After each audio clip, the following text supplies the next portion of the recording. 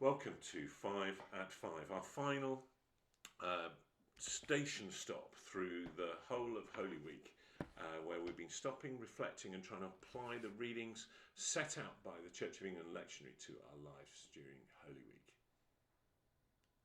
The reading from John 19. Later, Joseph of Arimathea asked Pilate for the body of Jesus. Now Joseph was a disciple of Jesus, but secretly because he feared for Jewish leaders. With Pilate's permission, he came and took the body away. He was accompanied by Nicodemus, the man who earlier had visited Jesus at night. Nicodemus bought a mixture of myrrh and aloes, about 35 kilograms. Taking Jesus' body, the two of them wrapped it with spices in strips of linen. This was in accordance with Jewish burial customs.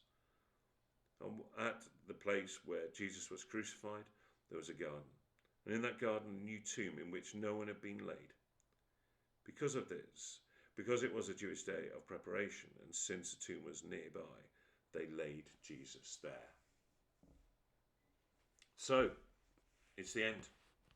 It's finished. The story, the people that followed Jesus, even the ones who did it secret, they buried him. He was buried in a tomb and the story had finished. It's interesting, over the last 5 or 10 years, what have become more popular at movies has been what they call a post-credit sequence. This idea is that you wait and you sit there in the movies and you've got to wait through all the different kind of title sequences of all the people who've been doing boom operator stunt people, people who've been booking, people who've been cooking, and it takes ages. All the stars been rolling through the screen, and you've got to wait. You've got to wait for ages for the post-credit sequence. This notion and nugget, this idea that is planted in your head that something is going to happen later. It might be that as suddenly a character appears in the decimated desert place, a character appears that you never expected to appear. It might be the appearance of Thor's hammer in the middle of the Nevada desert. But it plants in us the idea that something bigger and something better is coming. This reading we've had today is the ultimate post-credit sequence. Jesus dies on the cross. We have the darkness, we have the people wailing, we have the centurion looking up, asking the question, surely this is the Son of God. And he dies. The titles roll. They go on for ages because there's loads of people involved in Jesus' ministry in the last 3 years. And suddenly the screen goes blank and we're greeted by two people we vaguely know.